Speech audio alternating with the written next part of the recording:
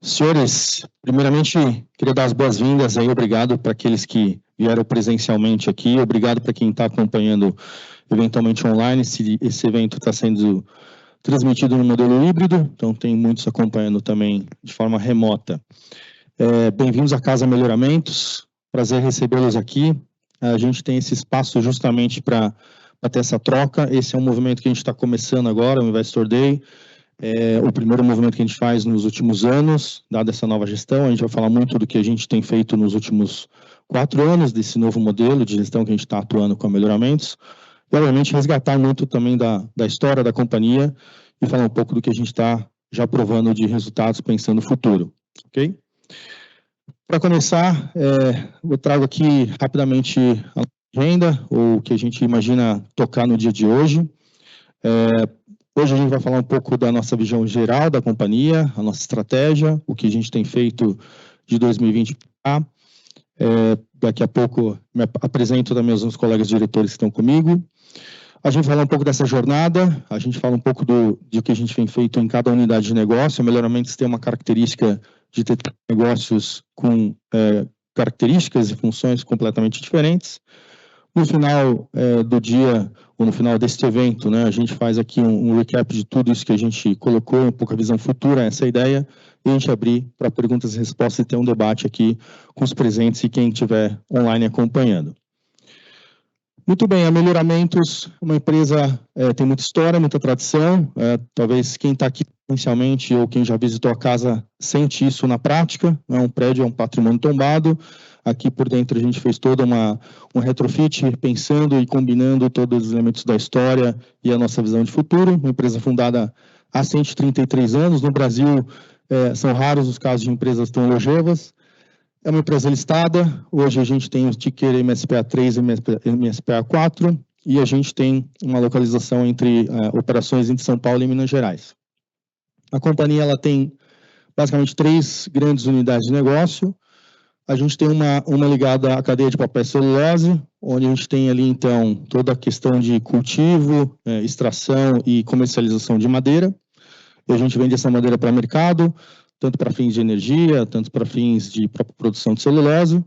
E também, obviamente, a gente faz o consumo próprio na nossa planta industrial, que a gente tem em Camanducaia.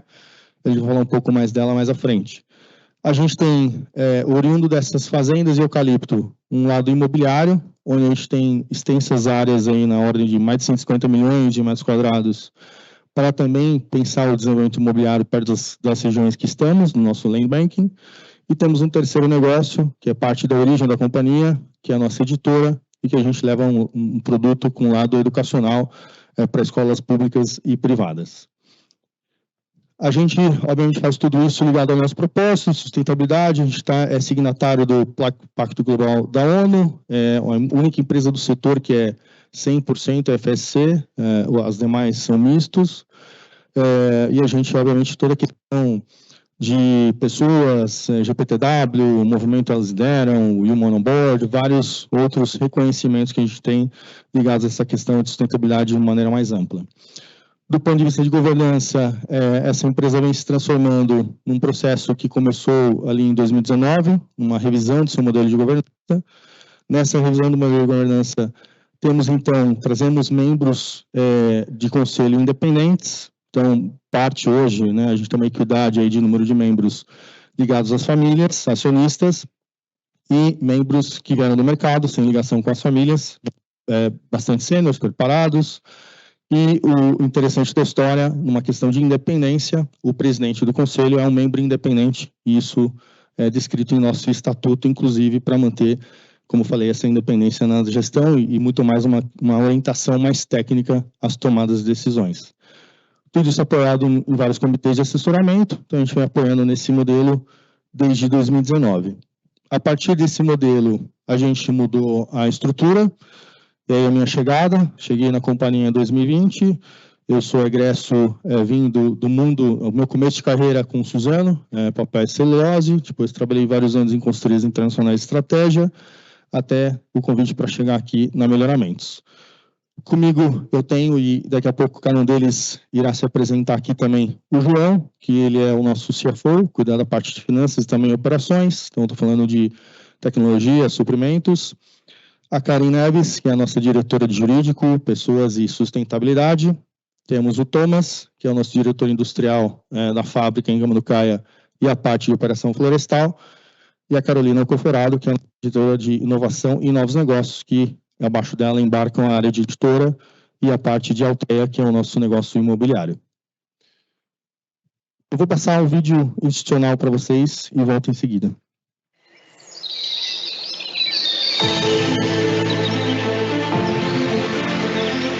Em mais de um século, nos adaptamos inúmeras vezes. Sempre acompanhamos as transformações do mundo. O caminho que nos trouxe até aqui e o legado que construímos nos dá a convicção de que podemos ir além. A certeza de que é possível fazer crescer para melhorar o amanhã.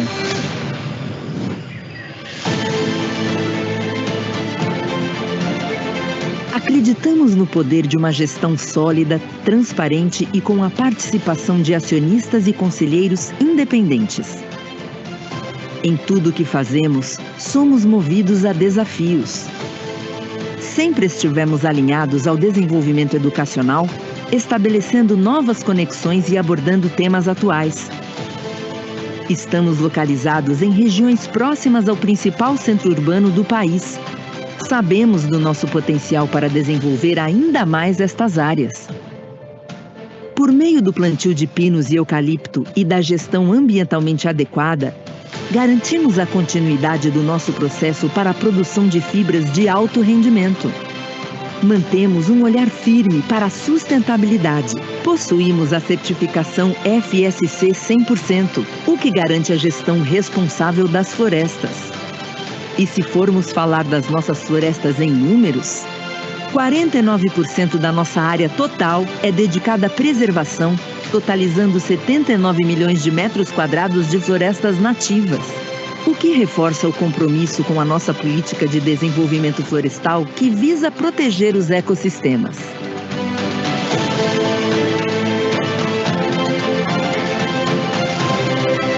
Nossas florestas contribuem para o estoque de carbono. Também nos tornamos signatários do Pacto Global da ONU. E já que sustentabilidade é uma agenda mundial, dos 17 ODS propostos pela ONU, atuamos em 13, que estão alinhados à nossa vocação. Fazer crescer para melhorar o amanhã também significa o envolvimento com as comunidades que cercam nossas operações, com ações sociais voltadas para a educação e cultura.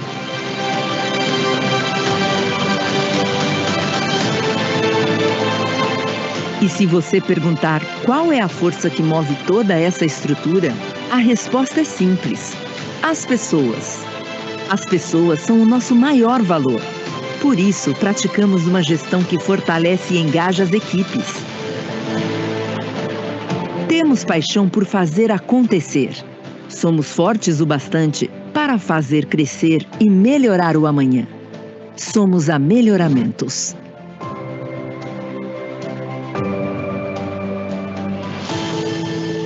Muito bem, a ideia é passar rapidamente um pouco do lado institucional, que é a companhia, o que hoje ela representa.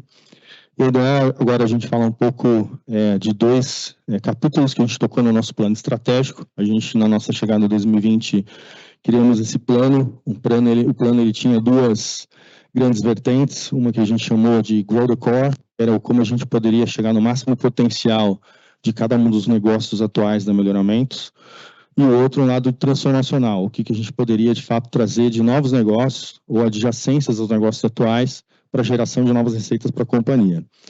Aqui é para ilustrar para vocês o como estava ou como foi o nosso esforço nessa linha do tempo, né? De 2020 para cá, obviamente no começo a gente colocando muito mais esforço, suor, para nessa reestruturação da companhia per se, no seu core business, e a gente vai mostrar um pouco desses resultados hoje, e falar um pouco também do que a gente já vem fazendo nesse lado de transformação, que agora entra no momento mais intenso transformacional da companhia. Nessa linha, trago aqui o João para falar um pouco da performance financeira e os resultados desse Grow the Core. Obrigado. Obrigado, Gemini. Bom dia, pessoal. Meu nome é João Luiz Lopes, eu sou o CFO aqui da Melhoramentos e como o Rafael falou, a gente vem numa jornada de transformação aqui muito intensa, então eu vou mostrar um pouquinho primeiro os resultados de tudo que a gente vem fazendo, como a gente cresceu e evoluiu ao longo do tempo, e daí eu vou chamar cada um dos meus colegas aqui que vai contar um pouquinho mais como que a gente vem fazendo isso, do lado mais qualitativo. Mas sem mais demora, eu vou falar um pouquinho dos resultados. Começando pela área florestal, a gente vem então com volume de venda de fibras de madeira bem expressivo de 2020 até 2022. 2023 a gente também vinha numa focada muito forte de crescimento. 2023, no final do ano, a gente já viu um mercado um pouco mais difícil, um pouco mais competitivo. Acho que isso aqui é algo característico do setor. E ao mesmo tempo a gente veio crescendo também com volume de madeira, que é uma nova vertical. A gente tem uma área florestal muito grande, mas a gente só usava madeira para consumo próprio e a gente vem se posicionando como um player bastante ativo nesse setor. O resultado disso é que a gente teve um crescimento muito constante de receita líquida, também com diversificação de clientes, diversificação não só para a questão de madeira, mas a gente também conseguiu evoluir para os clientes que usam a fibra para a fabricação de tixo de 6% para 12%, a gente dobrou ao longo desses anos, a gente vem crescendo, diversificando clientes, diversificando fontes de receita, e isso obviamente resultou num crescimento de EBITDA que chegou a ser negativo em 2020 para casa de 42, 43 milhões em 2023.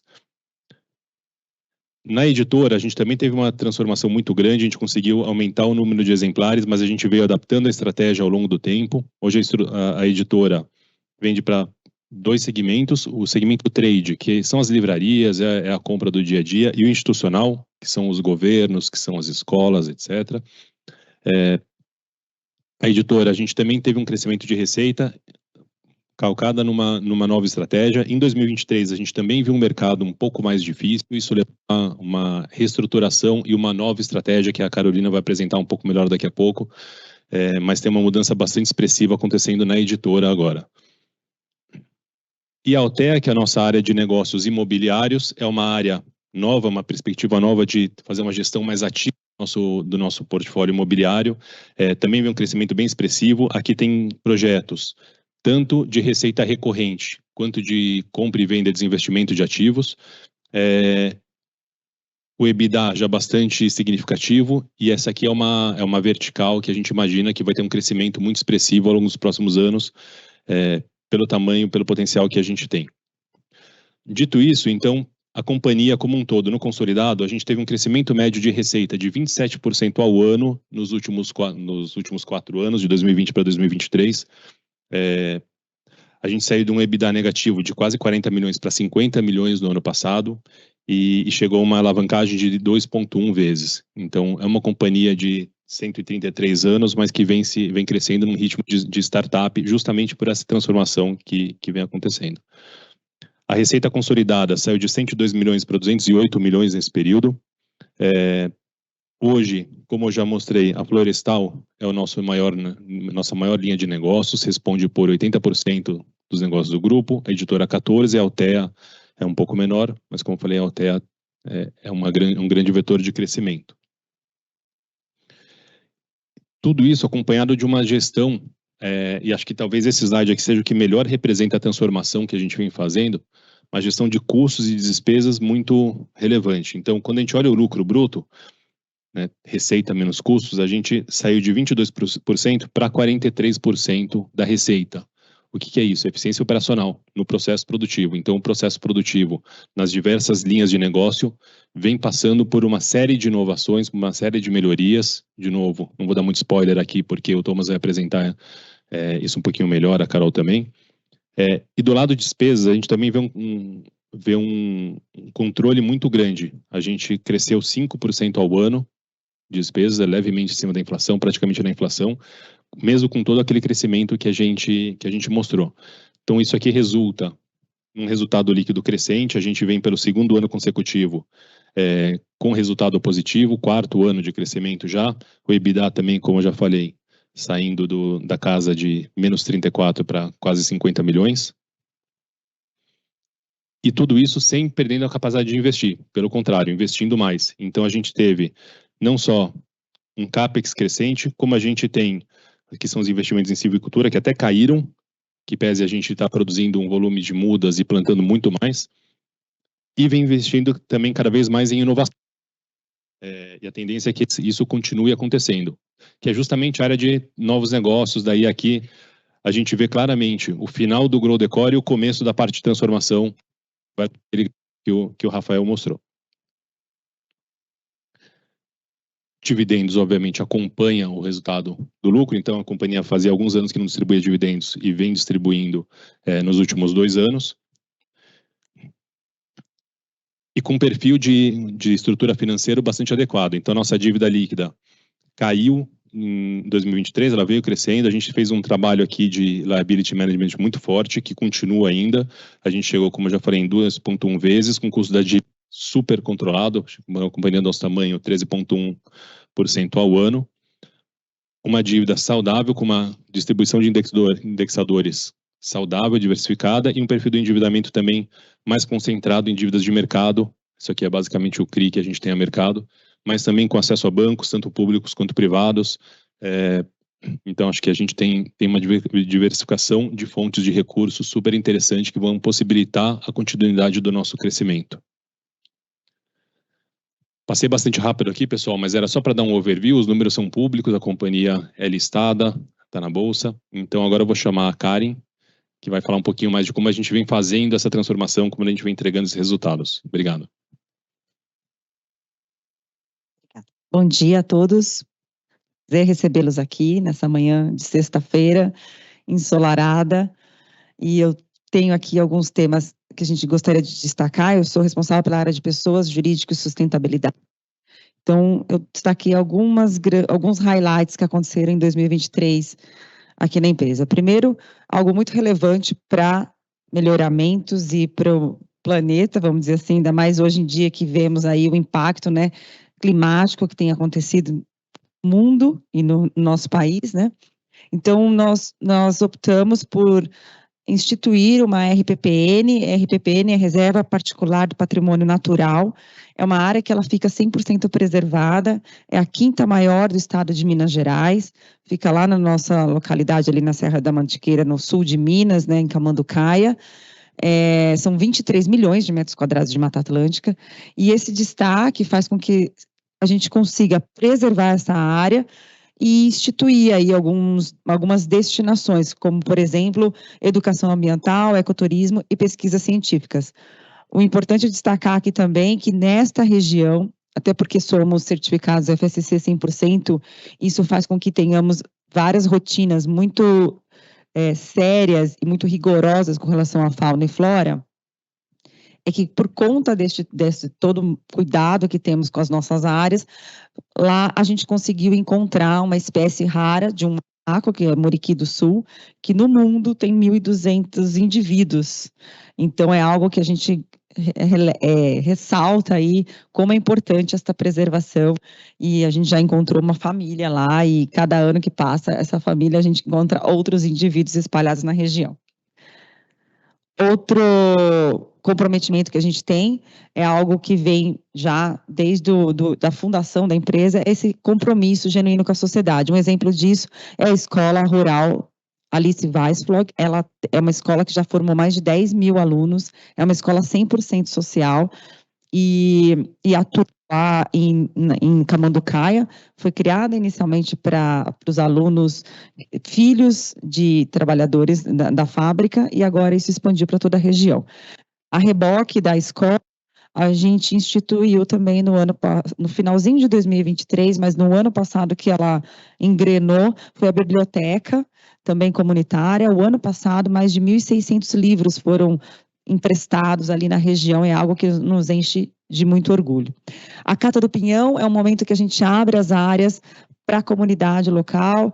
Essas pessoas são instruídas, elas recebem EPIs e elas podem colher o pinhão que cai das nossas plantações e com isso gerar uma renda para eles. Existem famílias que conseguem, durante essa temporada, gerar uma renda de aproximadamente R$11 mil, que para a região é bem significante. o Melhor Mel também. Essa é uma parceria que a gente faz, abre as áreas para os apicultores instalarem suas caixas. Isso também é uma troca, porque para a nossa flora isso é muito relevante. As abelhas ali, todo o trabalho que elas fazem no ecossistema geral. E aí essas arrecadações de mel, esse cultivo, obviamente fica para os produtores de mel. Então é uma parceria bacana também. E por fim, está destacado aqui a Orquestra de Caieiras, uma orquestra da cidade ali, do município de Caieiras, que vem atuando nas escolas também, levando educação sobre música e é uma atividade de entretenimento também e cultura para a região. Por fim, a gente destaca aqui pessoas, né? Internamente temos algumas ações, alguns movimentos aqui, desculpa o trocadilho com o programa, mas é uma forma que a gente encontrou de reforçar os valores com os próprios colaboradores.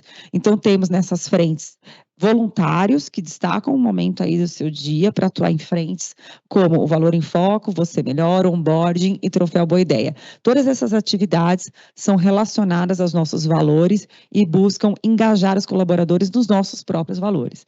Então, ontem a gente teve ali a premiação do Valor em Foco com alguns colaboradores e isso permeia por todas as unidades, e eles se sentem orgulhosos de vestir a camisa e encabeçar aí a cultura Melhoramentos. Então, nessa etapa, desde 2021, e que a gente implementou este programa, vale destacar aqui que 47 colaboradores ou receberam promoções ou méritos, o que diz muito sobre a nossa cultura, de engajar e incentivar as pessoas que estão aqui com a gente. Com relação a pessoas, dois grandes acontecimentos que a gente teve em 2023, conseguimos o selo Great Place to Work, isso é algo que nos marcou muito, uma empresa de 133 anos, e a gente sempre diz que não é o selo pelo selo, mas é o selo pelo que a gente faz aqui, que tem muito a ver com os pilares do Great Place to Work. E também lançamos internamente um censo de diversidade, que com a participação de 92% das pessoas, isso é muito relevante porque temos pessoas que estão em campo, que estão na colheita, então eles pararam ali para responder esse censo, e para a gente é muito relevante ter uma fotografia de que pessoas temos aqui, quais são as preocupações. Nos deixou muito orgulhosos aqui que 90% dessas pessoas entendem que a Melhoramentos é um ambiente respeitoso e acolhedor. Então, isso vai de encontro com o selo Great Place to Work e com tudo que a gente tem feito internamente. E 92% se sentem seguros e respeitados dentro da empresa.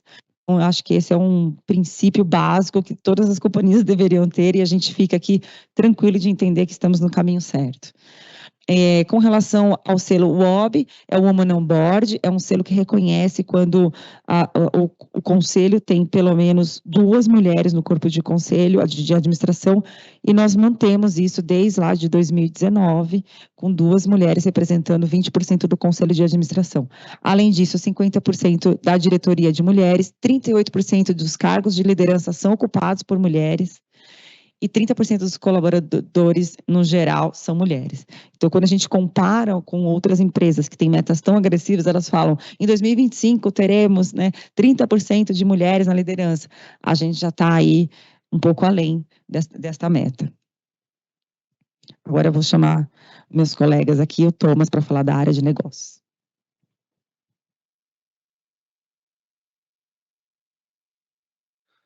Bom dia a todos. Meu nome é Thomas, sou responsável pela unidade florestal, que compreende a fábrica de celulose mecânica e as florestas em si. Bom, o que a gente traz para vocês hoje? Então, essa é uma unidade que ela tem 2 negócios principais. Então, um negócio de madeira, que tem o objetivo, primeiramente, abastecer a nossa fábrica, e depois a gente tem o excedente de madeira que a gente coloca no mercado. Vocês viram os números que o João trouxe, né? Então, a gente não tinha muita tradição de vender madeira. Então, hoje a gente passa a ser já um player reconhecido nesse mercado. A nossa fábrica é uma fábrica de celulose mecânica ou fibra de alto rendimento. Ela é diferente das fábricas tradicionais, né, que estão assim, mais faladas na mídia hoje. É uma fábrica que tem um conceito ambiental muito melhor que uma celulose comum, né? Ela gasta 70% menos água, É uma fábrica que tem um aproveitamento de madeira de 90%, contra 50% de uma fábrica tradicional de madeira. E nós temos um produto que ele é simplesmente água e madeira, mais nada, não vai nenhum químico. Então, um diferencial muito interessante com relação ao que a gente tem no mercado, né?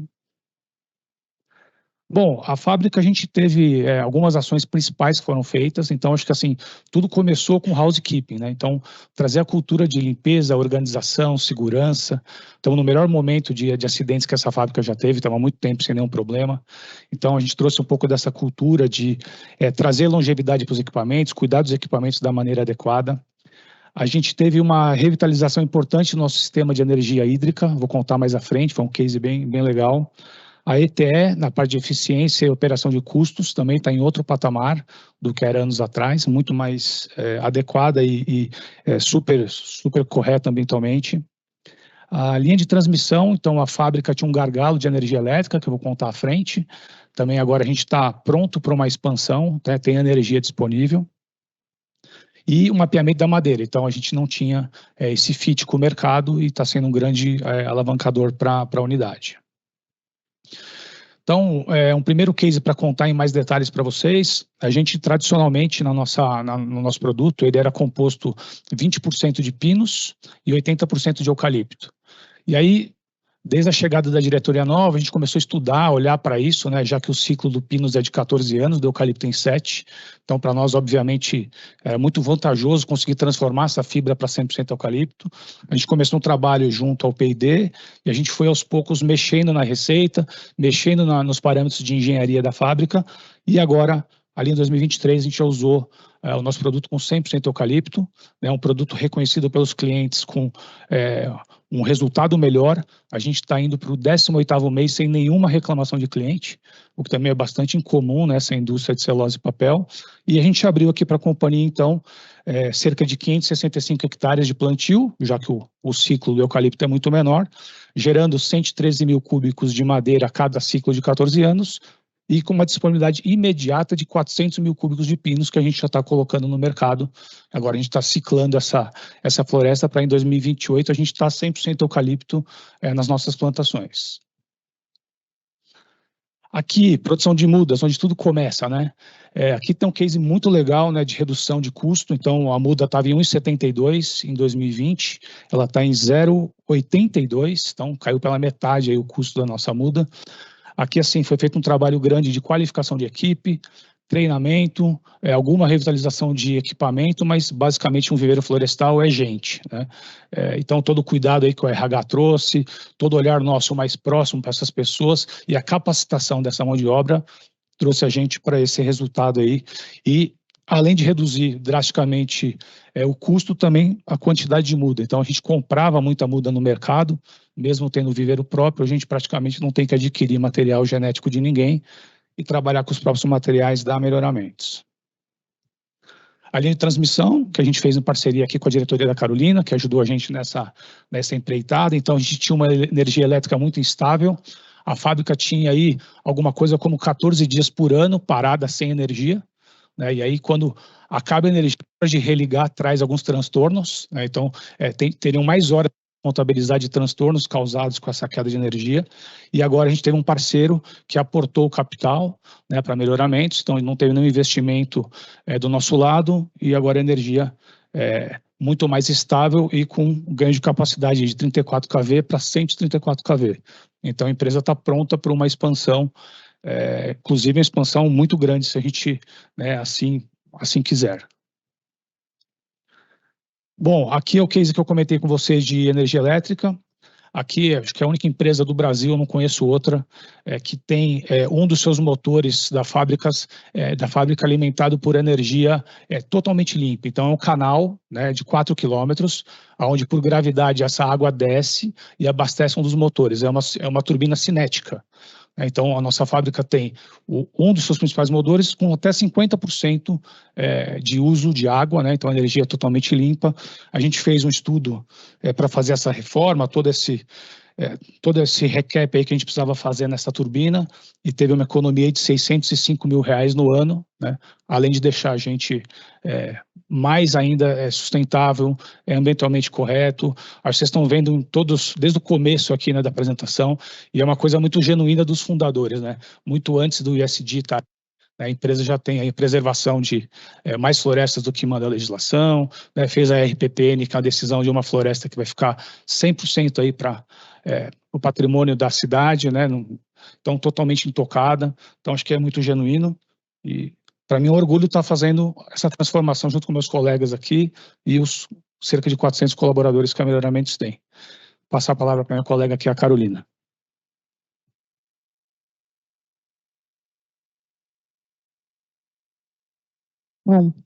Bom dia a todo mundo.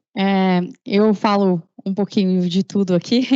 Os negócios são um pouco diferentes, exatamente porque eles são novos negócios e a gente está querendo crescer muito mais, né? O Thomas falou bastante aqui de como ele chegou nesses resultados, que ajudam o grupo, é a maior empresa do grupo, né? A gente precisa que ela seja muito eficiente. E dentro, inclusive, desse segmento florestal, a gente tem uma vertical que a gente chama internamente de Projeto Next, que aí vem aqui para o time que fica comigo de inovação, especificamente, criar novos materiais com base nessa fibra que a gente tem. Então, assim, para que mais a gente pode criar aplicações, que outras verticais a gente pode estar atuando, que não sejam só as verticais tradicionais que a gente tem hoje. Então, basicamente, o que a gente estabeleceu como diretriz para o Projeto Next é fomento de iniciativas de inovação, né? Sempre embasada nesse impacto social, que é algo que permeia tudo aqui na companhia, tá desde o propósito, então qualquer negócio tem que estar direcionado com base nisso. A gente busca coisas escaláveis e que sejam correlatas ao ecossistema da Melhoramentos. Então a nossa ideia aqui não é ir para Marte, né? A gente está tentando descobrir novos produtos próximos do nosso core e a partir daí ir expandindo e criando novas empresas e criando spin-offs depois desses novos produtos. Então, obviamente, os pilares são sustentabilidade financeira, o próprio ESG e a flexibilidade e colaboração, porque tudo que a gente faz aqui também está muito conectado com parceiros, né? Todos os negócios que estão dentro de novos negócios, eles têm de alguma forma, a gente entende que a melhor forma de crescer é por meio de parcerias também.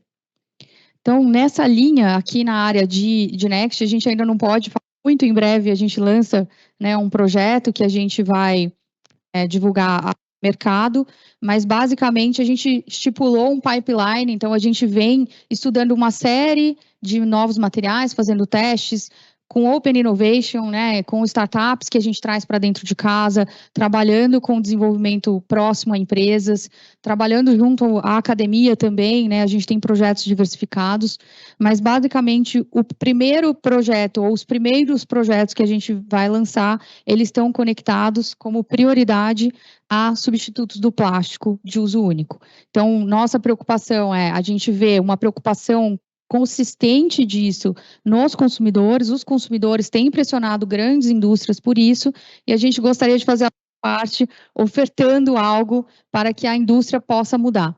Então, o nosso foco é continuar trabalhando com a indústria, buscando substituir esse plástico de uso único, mas, obviamente, nessa pesquisa, à medida que a gente vai pesquisando essas novas tecnologias, o que tem disponível, a gente vai descobrindo também outras formas, que não necessariamente é simplesmente eliminar 100% de materiais por fibras ou madeira.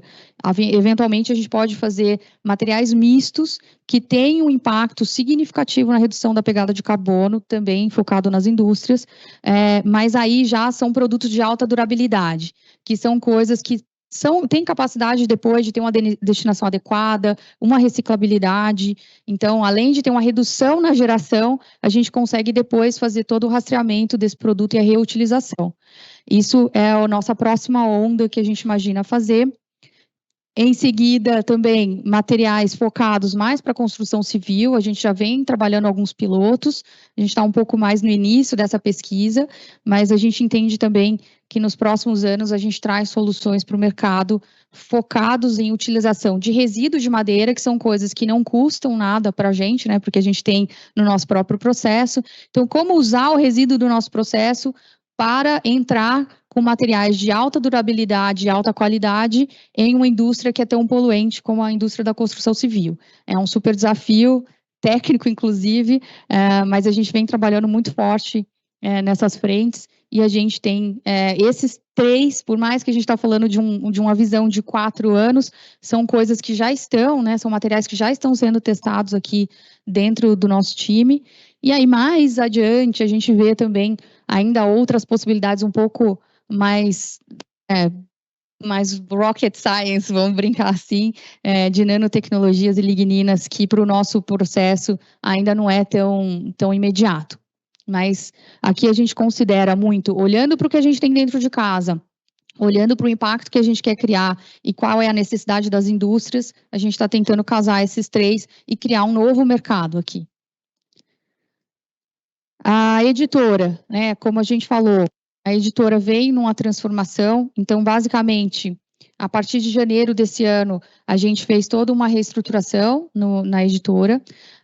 O foco aqui, a gente já vinha com produtos sendo mapeados em paralelo para que também dentro do ecossistema da editora, que é o foco em conteúdo, o foco na educação infantil, o foco nos pais, né? Como que a gente trata essa família, como que a gente traz conteúdo de qualidade para essa família, como que a gente expande isso também além do livro. Então, a nossa ideia é que a gente seja maior do que somente o livro, mas respeitando o nosso princípio aqui e fazendo os produtos que sejam correlatos com o que a gente já tem dentro de casa. Então, aqui o foco de 2024 é acelerar a transformação digital da editora, tá? Mantendo a reputação, a gente tem respeito pelo passado, nenhuma empresa que está aqui há 130 anos, né, consegue isso, abandona no passado, então a gente tem um respeito, a gente tem obras, a gente tem muita tradição aqui dentro da editora, é uma marca muito forte, muito reconhecida no mercado, e a gente não quer perder isso, então tudo isso respeitando essa marca, mas criando produtos e modelos que sejam alinhados ao core do grupo, trazendo novas tecnologias. Então, a ideia aqui é a gente diversificar além do livro físico, além do e-book, que é o tradicional que a gente já tem também, que outras verticais a gente pode atuar e como a gente pode atuar de uma maneira mais efetiva para o nosso objetivo como editora, que é de formar leitores. Independente, né, do que a criança gosta de ler ali, a gente gostaria de trazer uma curadoria de qualidade, um conteúdo que tenha, seja uma formação cultural, seja uma formação educacional para didática, a gente só mexe com livros de literatura, mas como a gente faz ir além, porque as novas gerações estão vindo diferente. E com isso, a gente mudou o nosso portfólio. Então, a partir desse ano, a gente já oferta 2 novos produtos digitais. Eles não são digitais por serem digitais, não é simplesmente a gamificação que é embarcada nesses produtos pela gamificação. Eles têm uma fundamentação pedagógica. A ideia de ser um game, de ter digital, esses projetos literários são fundamentados num game na visão da criança, mas na visão do professor, ele é uma forma de diagnóstico, percepção e acompanhamento para essas crianças. Então, a ideia é que a gente dá acesso aos pais e aos professores de onde a criança está encontrando dificuldade, porque a gente consegue perceber isso por meio do jogo, né, por meio da interatividade que exige dentro dessa plataforma, mas também, ao mesmo tempo, a gente garante todo o alinhamento à BNCC, aos processos educacionais e a as questões pedagógicas que envolvem formação de leitores. Então, esses 2 produtos vêm. Uma outra diferença que a gente faz aqui, que a gente não costuma ver no mercado editorial, o mercado editorial tende a ser um pouco mais fechado. Essas plataformas não são de conteúdo exclusivo da editora Melhoramentos. De novo, o nosso propósito é formar leitores, independente do conteúdo, com o melhor conteúdo. Então, a gente está fazendo curadorias, inclusive, de outros conteúdos para aportar nessa plataforma, de uma forma que a gente abarque muito mais conteúdo, muito mais valor e possa entregar isso para o nosso consumidorzinho final lá, que é o foco da criança.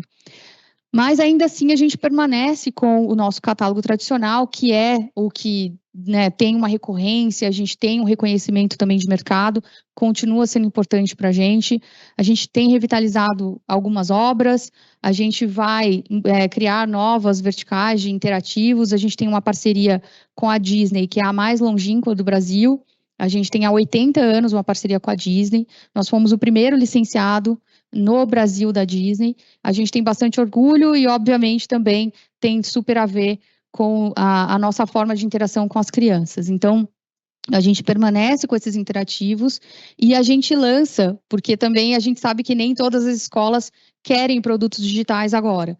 Então, nossos produtos digitais, eles podem ser híbridos, eles podem ter parte física e parte digital, e também a gente tem um projeto literário inteiramente físico para escolas que ainda preferem continuar nesse formato. Então, a gente relança aqui o nosso Planeta Leitura, que é um projeto super bacana que a gente tem há mais de 10 anos, e a gente, na verdade, vai voltar a fortalecê-lo para que ele represente mais ainda no crescimento da receita. A Alteia, a gente lançou a Alteia, né, oficialmente aí no começo do ano, a gente falou um pouquinho no final do ano passado já, mas basicamente a Alteia, ela é a empresa que faz a gestão de todas essas áreas. Então, são mais de 150 milhões de metros quadrados de portfólio nas 3 principais fazendas que nós temos, em Bragança, Camanducaia e Caieiras.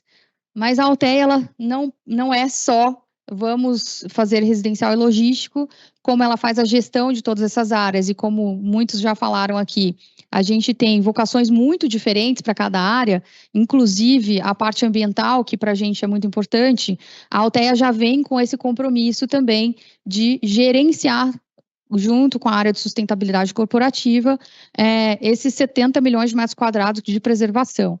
Então, aqui, a gente ainda não tem um instrumento específico, um produto específico nessa área, porque a gente entende que a regulação ainda está um pouco incipiente, tem tido várias discussões, mas a gente vem conversando bastante com o mercado financeiro, tentando entender que mecanismos podem ser aplicados aqui. Infelizmente, hoje se paga para tirar uma área que está degradada e transformar ela em área de preservação, mas não se paga por uma área que já é conservada há mais de 80 anos. Então, a gente continua estudando, continua brigando por isso, a gente vai via instituições e vamos brigar para ter alguma coisa, algum instrumento específico que esteja correlacionado e que seja um produto Alteia para essa parte ambiental, que a gente acredita bastante. No restante da área, a gente tem muita vocação diferente e também tem uma responsabilidade importante aqui de desenvolver as cidades que a gente está presente. Em alguns dos municípios, a gente chega a ter 30% da área do município, isso é muito relevante, a gente tem que tomar bastante cuidado, ter muito planejamento em como a gente desenvolve esses projetos. Mas a gente já começa com o logístico. No final do ano passado, a gente assinou 2 contratos.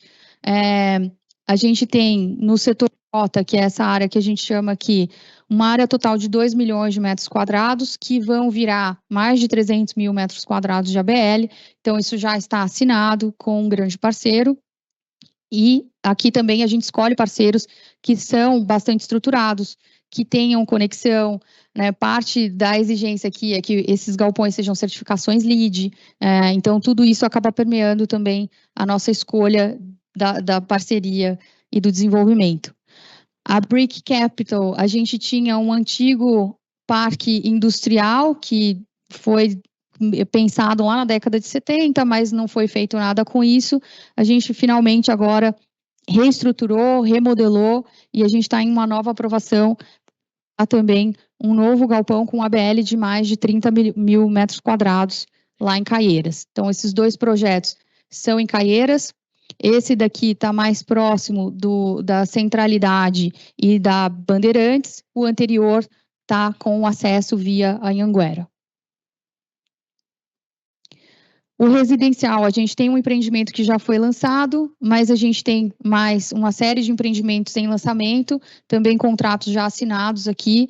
A gente está falando aqui, é a área mais central de Caieiras, onde eu estou apontando, mas ele está muito próximo, então, da centralidade, e a ideia é uma expansão urbana com um bairro super bem estruturado, que tem um parque linear, um plano totalmente caminhável, que ele é pensado para o pedestre, mas que também é pensado como que a gente vai melhorar o trânsito dessa cidade, porque quem conhece Caieiras sabe que é um pouco caótico, mas ele foi feito todo com um projeto de tráfego que a gente consegue criar norte-sul, leste-oeste e algumas saídas de forma a desafogar, de certa forma, um pouco do trânsito já existente e também do trânsito que a gente cria com essas novas moradias.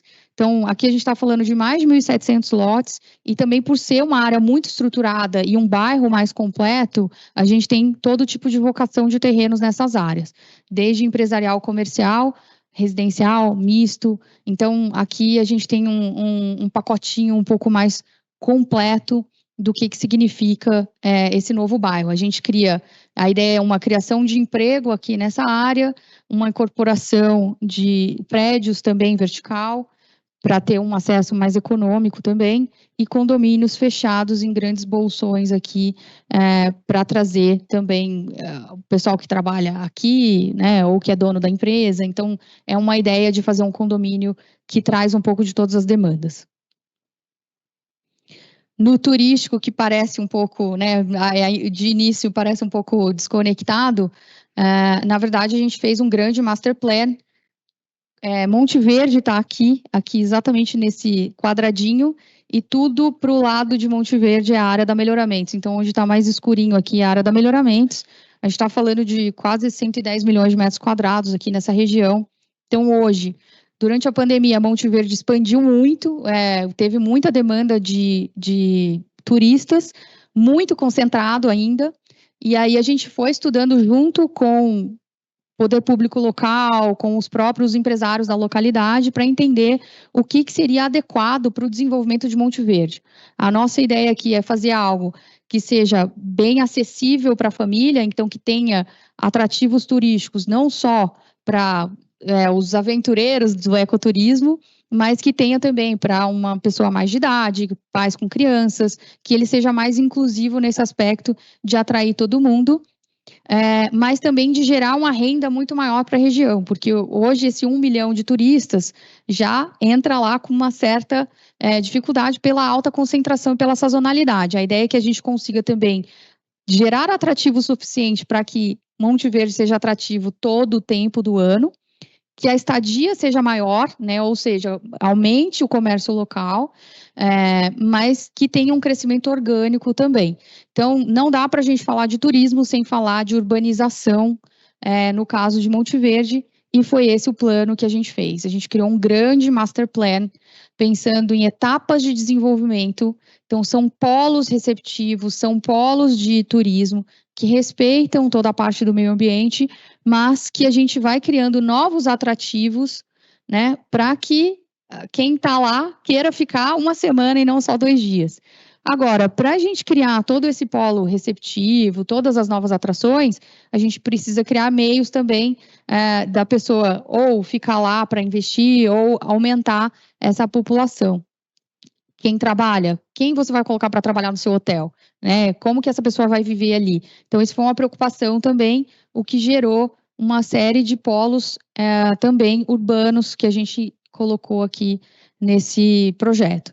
Então, na vertente de turismo, a gente cria um novo polo receptivo, que ele vai ter, ainda é o projeto, a gente está conversando com grandes players agora de turismo, mas a ideia é que ele tenha teleférico, centro de visitantes, parque de aventuras, né, eventos, vivência, museu da Melhoramentos, então tem uma parte institucional da Melhoramentos de se colocar lá, um jardim botânico que pode estar correlacionado com a educação ambiental que a gente quer fazer, né, então assim, a ideia é criar uma nova centralidade com mais ações, né, então tem um parceiro que propôs um trenó para descer a montanha, então são para ter mais coisas para se fazer lá, e de qualidade, né, de uma forma que se preocupa, que é um projeto mais estruturado do que simplesmente ter uma atração ali, vamos subir aquele morro e ver como que é lá em cima. Então, a gente está pensando um pouco nisso. O projeto está pronto, a gente já divulgou, inclusive, para a comunidade local, a gente esteve lá no começo do ano falando com eles, e a primeira demanda mais relevante da comunidade local também é um novo bairro social que a gente criou, né? Então, é uma área extensa, a gente está falando de mais de 800 unidades de moradia, entre prédios e lotes. A ideia é que essas pessoas que trabalham lá consigam ter também um lugar para viver e tal, e inclusive melhorar o nível de serviço local. E essa destinação, então, neste momento, a gente está fazendo conversas com alguns players para encontrar o parceiro ideal aqui para fazer esse desenvolvimento de habitação social. Então, esse é o próximo projeto que a gente lança na região de Monte Verde. Rafael. Muito bem. Obrigado, Carolina. Obrigado. Então, só fazendo um grande recap aqui e consolidando a visão futura, e aí em seguida a gente abre para perguntas e respostas para todos aqui. Acho que aqui esse quadro é um quadro que ele concretiza muito do que a gente está contando aqui hoje, né? Então, acho que toda essa história que a gente leva para o mercado, a gente tentou traduzir como os grandes milestones desde o começo dessa jornada até então. Então, começa desde da nossa governança, como eu falei, com um novo processo, uma nova forma de orientação de tomada de decisões dentro da companhia, de uma maneira mais independente e trazendo elementos externos bastante sêniores e preparados para tal. Uma diretoria renovada, então, desde a chegada de todo o time aqui é novo na companhia, de 2020 para cá. Boa parte da liderança também renovada, a gente também preservou muito da essência do que a gente tinha com o time, fazendo uma boa mescla entre novos e os times que já tínhamos dentro de casa. Todo esse reposicionamento estratégico começou desde a mudança, inclusive, de identidade visual da companhia. Para quem lembra da marca Melhoramentos, ela não era exatamente assim, a gente traz também um elemento de modernização, muito mais ligado ao que a gente está movimentando e fazendo agora. Essa transformação cultural que a Karen comentou nas várias ações feitas e que a concretização disso com o selo GPTW, como a Karen falou, não é o selo pelo selo, mas ele de fato concretiza, dá esse reconhecimento firme do que a gente vem fazendo. Toda essa estabilidade operacional com os vários cases demonstrados ao longo da manhã de hoje e que nos levam para resultados, né, consequência disso, resultados positivos. Então, a gente provando aí o segundo ano consecutivo de lucro, uma empresa que vinha realmente com um problema, com temas financeiros mais agravantes nos últimos anos, a gente vem revertendo isso e revertendo isso de uma maneira saudável, continuando a investir, segurando temas de despesas e trazendo, obviamente, mais rentabilidade e, com isso, dividendos para os nossos acionistas. E, além de tudo, olhando para frente, né? Então, acho que agora a gente está justamente, como eu mostrei no começo da apresentação, na inflexão do movimento que a gente colocar mais esforços na linha de transformação. Por isso, agora, a gente tem um diretor dedicado, a Carolina, dedicada para inovação e novos negócios. Carolina foi no... Ligou aqui? Voltou. No começo da nossa jornada, a nossa CFO, e agora muda esse papel, justamente para dar essa velocidade de implementação de novas fontes de receita. Então, a gente tem, a partir já deste ano, a gente deve começar alguns novos produtos, a gente ainda não pode aqui, por temas de CVM, divulgá-los, mas o que a gente fala é que, de fato, este ano a gente já lança, falei no microfone aqui, pessoal, do Next, e imobiliários, como a gente assinou recentemente, projetos de cunho residencial, e projetos imobiliários logísticos. E aqui estamos falando de investimentos na casa de mais de R$1 bilhão, que levarão realmente a melhoramentos para outro patamar. E o Athena, que é o que resume todos os projetos ligados ao mundo da educação, no mundo da editora, onde a gente também começa a trazer uma oferta híbrida, trazendo elementos digitais. A gente sabe que é parte da transformação. A gente também acredita no poder do livro físico e da complementariedade que esses produtos têm como portfólio para o mercado. Então, acho que isso concretiza boa parte do que a gente vem fazendo. Esse quadro ele continua para frente, ele tem muito mais milestones que a gente espera em breve trazer para o mercado e continuar nessa batida de crescimento. Para isso, eu queria ilustrar também um pouco dessa visão futura e o que a gente imagina o que é ou o que será essa nova Melhoramentos. Então, a Melhoramentos que hoje orientada por 3 negócios, como falei no começo, no meu primeiro slide hoje, então um negócio florestal, editorial imobiliário, onde a gente entende que há realmente uma transição desses negócios. O negócio florestal, imobiliário e fibra de celulose, que hoje basicamente é a venda de madeira e a venda de fibra, a gente entende que, através do projeto interno que apresentamos aqui, o Next, é criar de fato um ecossistema de produtos sustentáveis e que possam ter, inclusive, um apelo B2B2C. Então, nessa nova gama de produtos, a gente imagina também entrar em produtos que possam ter contato diretamente com o consumidor final e não apenas um produto de transformação B2B. A gente entende, no lado editorial, também essa construção muito mais uma vertical educacional, trazendo tecnologia, abarcando tecnologia para dentro de casa, seja com os produtos físicos, seja com os produtos digitais que, ora, já estão lançados, e a gente tem um pipeline de novos outros produtos, colocando a criança como centro e atendendo todo esse ecossistema de educação.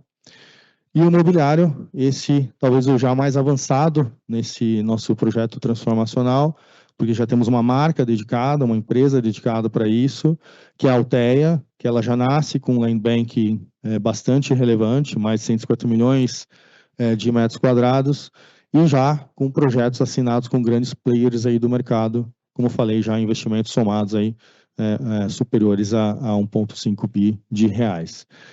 A gente entende que essa é a transformação da companhia, então a gente deixa de ser uma companhia que apenas, hoje, fazia apenas livros, a sua fibra, a sua madeira, e a gente entende realmente um portfólio muito mais amplo e um potencial de geração de receita e destramento de valor muito grande para melhoramentos.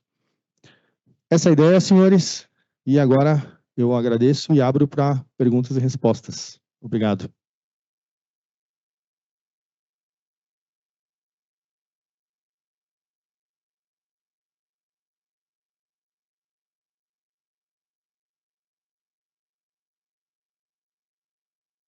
Alguém tem algum ponto? Se isso online tem algum ponto também, Fabiana, você vai me falando, ok?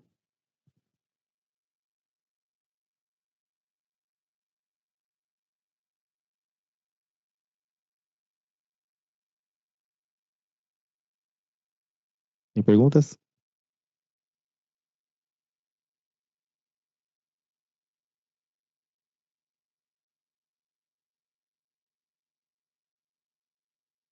Tem online, Vini? Legal. Obrigado. Uma pergunta aqui do Marcelo. Quais oportunidades a empresa está focando, pensando nos principais desafios ambientais e principalmente climáticos? Eu posso começar aqui a minha resposta. Eu peço ajuda também do time aqui. A Carolina pode me falar de novos negócios, mas o que a gente tem feito, todos os projetos que a gente faz, como a Carol colocou, nos projetos de base renovável, o Next, ele tem uma tese por trás que é realmente respeitar características aí do meio ambiente e, inclusive, questões sociais também. Então, qualquer projeto que a gente vai fazer, ele tem, obviamente, uma ligação com alguma adjacência nossa, então, a tema da floresta ou o tema do produto que a gente faz oriundo dessa floresta e, obviamente, respeitando como a gente já faz hoje o nosso manejo, toda a operação florestal já leva a isso. E todos esses potenciais produtos futuros também levam esse viés para o consumidor. Então, a gente está falando, hoje a gente tem várias dores de mundo nessa questão ambiental, seja de mudança climática, ou seja de resíduos. A exemplo, produtos não renováveis, como o plástico, a gente sabe que é uma dor de mundo, então a gente pensa em produtos que possam aí substituir essa cadeia de plástico, isso obviamente tem um impacto positivo, e a gente é um produto que é de fonte renovável, e mesmo nas questões imobiliárias também, a Carol comentou, a gente sempre faz parcerias com empresas que têm toda essa preocupação também com o meio ambiente, então LEED Platinum, e mesmo o cuidado, toda a centralidade que a gente sempre pensa nos projetos, seja ele de turismo ou seja residencial, respeitando mobilidade urbana, respeitando questões ambientais e sociais ali na região também. Então, acho que faz parte da essência, faz parte, está na tese de investimento nosso, a gente não vai entrar em nenhum outro investimento ou novo negócio que não respeite isso. Carol, se quiser complementar. Eu acho que só até o foco aqui é como a gente cria mais valor para o acionista e para a companhia, né, sem destruir, né, nada que a gente tem hoje já tão preservado. Então, o próprio turismo, ele partiu muito a RPPN, né, que o time de sustentabilidade conseguiu lá colocar. Uma forma de exploração econômica é o próprio turismo ali para aquela região, que é uma forma que a gente controla o meio ambiente, né, como é essa interação, né, Karen, e que a gente consegue deixar isso preservado, mas ao mesmo tempo também não deixar a companhia ter uma rentabilidade em cima desse ativo. Perfeito. Tem uma outra pergunta aqui no online, é da Juliana. Como avaliam o começo de 2024 no setor de papel e celulose? Quer me ajudar a responder, Thomas? Eu te complemento. Bom, Juliana e os colegas aqui que estão escutando, tem sido um ano desafiador, né? O nosso produto ele tem, vamos dizer, o principal uso hoje é no papel cartão, né? O mercado de papel cartão brasileiro vem sofrendo pressão de produtos chineses, né? Então, o market share da China não era relevante no Brasil até uns anos atrás. Esse market share vem crescendo. As gráficas do Brasil, acredito que ainda não tem confiança nesse fornecedor chinês, né? Porque ele já entrou e saiu muitas vezes no Brasil. A indústria brasileira é muito mais consolidada e atende de maneira muito mais perene, muito mais próxima. Então, a gente entende que sim, é um player, né? A gente tem que acompanhar esse competidor, mas as indústrias brasileiras estão muito capacitadas. Não só o mercado de papel cartão, né? Como vocês viram na apresentação, a gente está crescendo no mercado de tixo, que é um mercado que está em franco consumo. É um objeto ainda que muitas famílias têm o desejo de consumir mais. Pós-pandemia, também houve alguns hábitos novos de higiene, então o uso de papel lenço e por aí vai também teve um grande crescimento. Então, a gente entende que é um momento desafiador, é cíclico, né? Não é a primeira vez que acontece, não vai ser a última, e a gente está preparado para responder a esse momento. Maravilha. Mais alguém aqui que está presente conosco? Alguma dúvida? Alguma pergunta? Não? Então, muito bem, senhores. Então, acho que podemos encerrar. De novo, queria agradecer aqueles que vieram aqui presencialmente à nossa Casa Melhoramentos, agradecer quem acompanhou online esse nosso evento e espero ano que vem a gente continuar nessa batida de boas notícias de crescimento da companhia. Muito obrigado.